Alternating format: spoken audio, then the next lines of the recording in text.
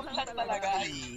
Pwede naman pero mukhang ang last two picks ng Falcon or Team Falcons dito ay high speed na pick up. Meron kang nakabisikleta at meron ka rin isang nagiging gulong. That's the Benedetta and the Baksha.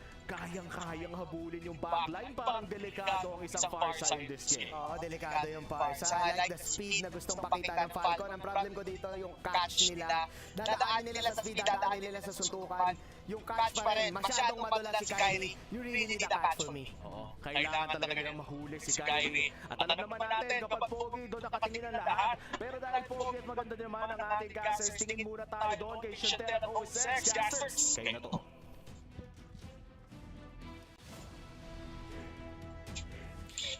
Ito ang laban sa Himpapawid, Pilipinas. Fanatic Onic laban sa Falcon Esports, ang Sky Kings at ang mismo nating MSC defending champs.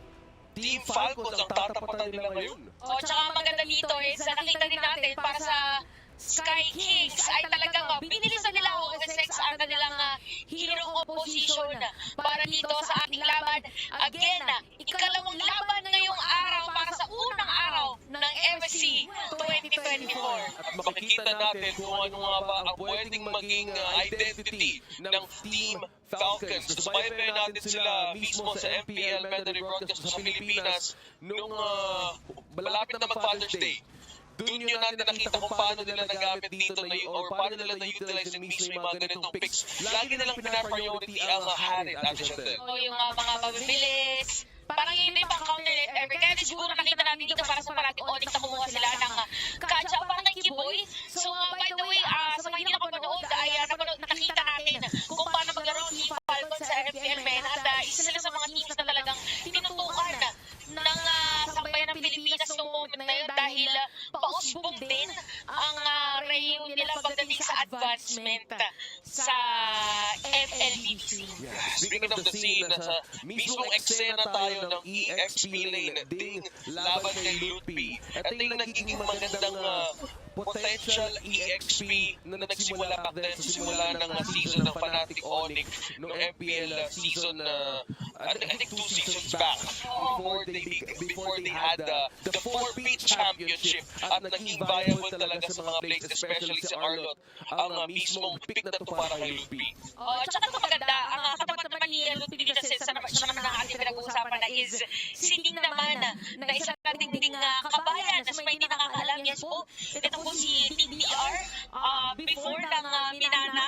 Kaya talagang dito niya rin pwede ipakita yung kanyang lakas. Singles with good night para pamilya din tayo lahat. Dito rin si Coach Zico. So may kita natin ngayon na medyo slow start para sa ating dalawang kupunan. Pupwesto lang muna ulit dito sa may turtle. Paunahan kung sino na makakakuha. Pero Team Falcons ang unang pupwesto dito habang sinisecurity kaya ng kanyang purple buff.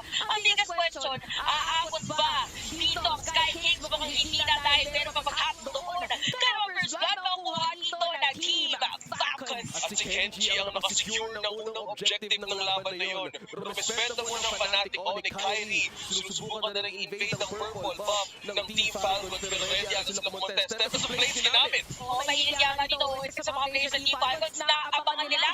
Sabi nila hindi lang contest sa turtle. Kung ano purple buff, ang next na gagawin niya pupunta sa atin. Ito, nakikita natin nila ng Fanatic Onic trying to make an adjustment kung paano nga ba naging aggressive ang naging simula ng Team Falcons. Naalala ko din ng MPL Meta Playoffs sa Grand Finals na ito din yung winning formula. Ang signature pick ni Ding, yung Benedetta. Oo nga pala. Si Ding nga pala. Kung meron tayong mga players sa Pilipinas na kilala sa Benedetta, sa MPL MENA, si Ding ang nakadikit na pangalan sa kanya. So, ito, kaya naging mas exciting ngayon yung laban ni Lutpi at Ding. Nakita natin kanina doon sa may turtle. Yep. Looking back on that game, hindi yata titigil ang Fanatic Onic sa nakakuha ng pick-off. Kailangan daw nilang bumawi. Kaya naman ako nagiging si Kenji para sa ating laban at afternoon, alis na lang agad ang mga players ng Fanatic Onic. So parang ganun yata yung gusto nang gawin. No, after kill, lipad na tayo lahat, alis na tayo. Kaya nga tinawag ito na laban sa Himpapawid. Dalawang lumilipad Sky Kings tapos Team Falcons. Paunahan na lang ika nga kung sino may mas mabilis na average speed per minute at magandang projectile motion. Wow, physics.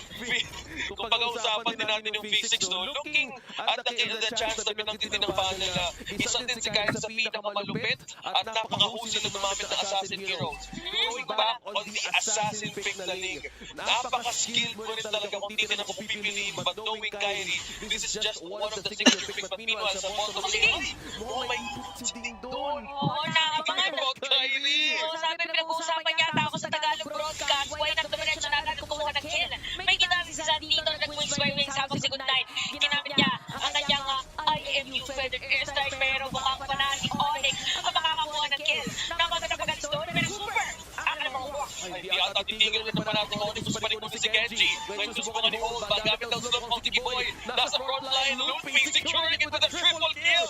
Kaya na-secure na ng objective. grabe!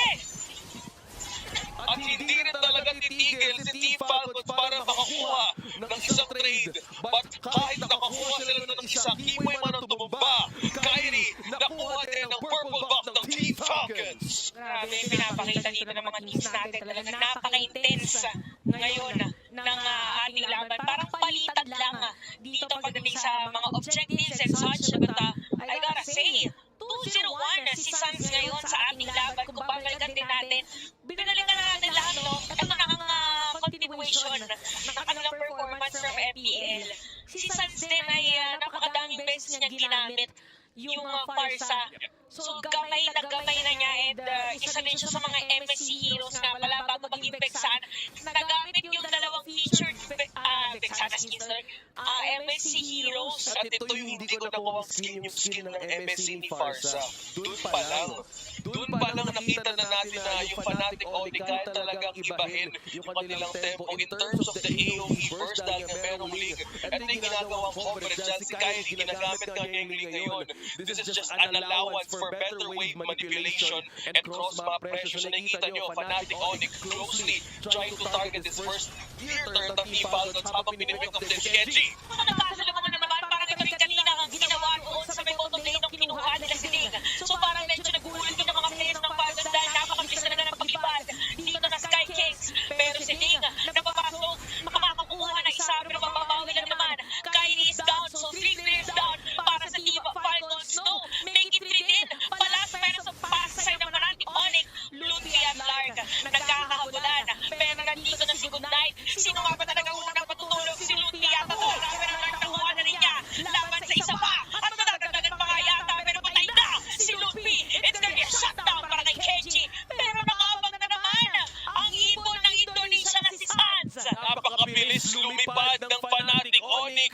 Nalugi man sila doon sa Team Falcons and going back on this replay, it was a beautiful divine judgment pull from Kimoy as well. Pero one thing na hindi nila nakakita dito si Kyrie medyo na out position na si Lark at si Goodnight na nakakuha sa kanya. But one thing na ginamit nila dito ang mismong sustain ni Ludwig gamit ang Arlan. Kaya sinubukan ng kulang ng trade. But at that point, panalo pa ng Fnatic Onyx dahil nakuha nila ang mismong marksman ng Team Falcons. Nakita mo yun, biglang nawala. Sakit. Si Kuya Ding parang siya binato ng bato. Nung moment na yun. Naiwan niya yung bato somewhere sa daan at mismo binato sa kanya. Sabi ni CW Ding. Yung bato mo! Yung bato mo. Ano? Kaya naman biglang nawala nung moment na yun. May kita natin ngayon talagang palitan lang yung dalawang mga teams. But for Fnatic Onyx more on the chaotic good side. Actually parang ganun, no? May ganun ba chaotic good? I will agree with you dahil ang Fnatic Onyx in most cases dahil sobrang flexible ng lahat ng member ng Fnatic Onyx ngayon gamit ang mindset ni Coach Sheva. Yung lahat na to, train to focus on the losing side na kailangan nilang bawiin. And by that, medyo na-pick up doon si Kimoy. But going back to your question, Ate Chantel, this is just purely the capitalization of Fnatic Onyx habang meron silang assassin pick. The cross map and also the pressure na ginagawa nila sa Team Falcons, medyo nalilito na rin yung Team Falcons kung anong uunahin. Siguro for Team Falcons kailangan unahin dito pagpapalit talaga yung kanyang goal lane kasi lalo na nga difference pagdating doon sa goal versus sa Che. We're nakikita ngayon si Kenji ay malalapit ng mga players dito na sa Fnatic Onyx pero sana sila play para kay Super pero hindi sapat para dito makatalaga nga tumuloy against Fnatic Onyx. Habang nangyayari yun ng Winsex at sa lahat ng mga nanonood, hindi nga tumatrabaho muna dun sa may top lane. Parang natatalo yata tayo sa team fight. Why not mag-focus tayo dun sa pagkuha ng mga objective at yan Arlott leading the kills of 5 kills onto this match by Fnatic Onyx. Still, this hero remains a powerful pick at the EXP. At saka may Lil P, ang dami na sustain, ang dami niyang na-outplay gamit ng final slash. So doon pa lang, kung gulatin man ng Team Falcons gamit ang play na yun, ito na lang yan! Kailangan nilang maging handa na Ay, kamundi na si Good Night. Mundi na talaga mapapagod night si Good Night. Pero medyo may agimat na dala ang kabayan natin na si Good Night dahil nabuhay pa rin nung moment na yun. So may kita natin na OSX nag-spawn na dito yung Lord. Si Ding ay tinatin na rin ang electro final blow at nakaready ngayon ng Fnatic Onyx doon sa counterplay na gusto nilang gawin. Ginamit na dito ang Turner's Bussans ni Kenji pero maghahampas lang. Hampas lang. Nung moment na yun, pero walang makukuhang kill. 7 and 13 Team Falcons looking at the KD of Kenji as well. Ang kalamangan din ni Kairi ngayon maintaining that pressure. Grabe no? The EXP. Oh, patay ka ako maisip. Kasama mo si Kyrie sa team fight, pero nandun din sa may bottom lane. Feeling yun eh. Okay lang. Susunod na ako pero kung masusunod ka si Kimoy dito at nakuha siya ni Lord. Grabe na diretso na talaga dito. Ang palitan natin dalawang mga heals na biglaan na lang na may mga nawawala dito sa ating laban. Nagiging bula ang mga pick-ups ngayon. Super. Laban kay Kimoy mo. Lutpi ang may event tonight. Takes the kill. Napaka napapasok doon ni Ding. At diretso yung mga arena namin natin kahit in terms of lanes. Mabilis ang kamay kaya makakapag-out. Pero may kita namin na hinahanap siya. Yung mga players ng Team Falcons kakaibang laban sa himpapawid. Dahil si Ding ang makakakuha ng Lord. Respeto muna ng Fnatic Onyx. Meanwhile, Lutpi with that triple kill. At dahan-dahan Marami sila. Oo nga eh, kasi kung titi baka mamaya kinumpile nila yung mga nangyari since game Kasi in the minute 1. Kaya nga natin dito, binalikan natin kay FPL Mena, binalikan natin kay FPL Indonesia. Collective siya. Collective ang nangyayari. So technically guys, sa ating score 11 minutes sa ating laban at yung Lord ng side ng Team Falcons ay nandun sa baba. Si Kyrie ay nandoon din para dumepensa pero alam na ng players ng Team Falcons sa maaabutan ba nila? Yan ang pinaka-tanong dahil nandito sila. Pero wala kasi panghuli. Oo nga, walang panghuli na kagaya ng Kaja. Yung Kaja na sa Fnatic Onyx Keyboys is doing great work. Kyrie, mukhang mapagamit ang Tempest of Blaze. Napakadulas pa, pabilisan gumamit ng espada doon ah. Oo, nagkakita tayo ng dalawang kabayan ng moment na yun. Pero ito, isa nating kabayan na si Good Night. Kasama kanya mga kakampi, ay makakasira na tore dun sa may bandang ibaba. Habang mga players na magkita ng Team Falcons ay pupwesto muna ulit at kukuha doon ng mga resources na kailangan nila para mas, sabihin natin mas madali para sa kanila na okay, humabol ng gold. Dahil akala ko si Team Falcons ang lamang sa gold. Baliktad pala ang sitwasyon. Kung speaking of sitwasyon natin, Chantel, may tanong kanina, ano nga ba'y huli para kay Kyrie? Well, I'm looking at Good Night dahil siya ng Valentina. Either kunin yung ultimate heal ni Kimoy, yung Divine Judgment, or ayan. Pero ngayon, the choice was the Feathered Airstrike of Farsa dahil kailangan nila ng magic damage dahil medyo makunat nga din. But one thing to see here is kung may gagamit ba ng Wishing Lantern, makapag-penetrate din ng Team Falcons in terms of magic damage. Pero kailangan talaga nila ngayon, paano mo nga mahuli si Kyrie? Paano mo nga ba mahuli isa from Fnatic Onyx? Dahil kung ang sisimulang play magagaling kay Lutpi, kailangan nila maging handa in terms of the defense. Tinan mo, may nag-push na baba. Tapos dahan-dahan nilang binibisita din, pero kinuha lahat ni HP agad.